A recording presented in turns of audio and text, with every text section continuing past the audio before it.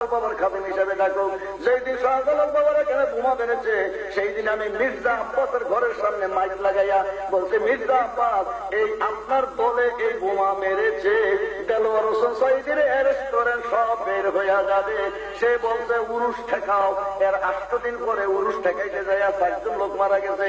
এখন শেখ আব্দুর রহমান সে বলে জামাতে ইসলামে আমাকে ভোটে নামাইছে, ছাত্র শিবির হইল আমার বাহিনী, তারা বোমা মারে, আমার কর্মী বাহিনী ক্যাডার হইল ছাত্র শিবির, আর নিজামী আর মুজাহিদ ওনার সঙ্গে পরামর্শ করে আমি কাজ করছি। সিলেটে বোমা মার থেকে আমি মারাইছি। শাহজালাল বাবা বলেন, যেখানে বোমা মারছ আমার জুতার বাড়ি গাইয়া সেখানেই ধরা পড়তে হবে। শুক্রিয়া আদায় করেছি আল্লাহ, আমি প্রথম বছরের সিগারেট নিয়েছি, 1 শুক্রবারের আমি বাদ দেই নাই। মির্জা আব্বাস আমার ধমক দেয়, যদি আপনি এই সমস্ত কথাবার্তা বন্ধ না করেন খারাপ হবে। আমি মিলে, মির্জা আব্বাস আপনারা আমি এই গুড়াগুলো দেখাই, এর বেশি আর আমার কাছে কিছুই নাই।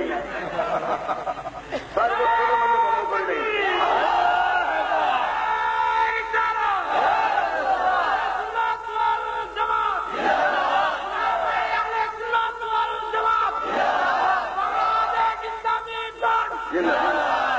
ভাইয়েরা আমার, আমি কথাটা বলতে চেয়েছিলাম, হযরত শাহজালাল বাবার কেরামত তো আমরা দেখলাম, করে না সুবহানাল্লাহ।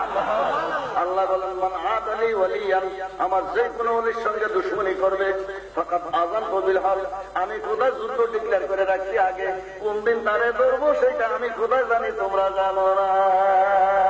করে না সুবহানাল্লাহ। এখন আল্লাহ ধরেছে কিনা? ধরেছে কিনা? ধরবে ইনশাআল্লাহ আজিজ। পৌষ মাস আগে না শীতে কাঁপানো শুরু হইল, মাঘ মাসে ইলেকশন আছে, সেই সময় দেখা যাইব এক মৌলবী হিসাবে খুতবা পড়তে দাঁড়াইছে প্রথম, এমনি আডু যাবে, হুজুর আপনার আডু যাবে কার, এই না মাত্র শুরু। 1 মাঘে শীত যায় না, আর মাঘ আসবে। আমরা বাংলাদেশ ইসলামী ফ্রন্ট, ইসলামী ছাত্র সেনা, আমরা হযরত শাহজালাল বাবার গোলামি করতে চাই। শাহজালাল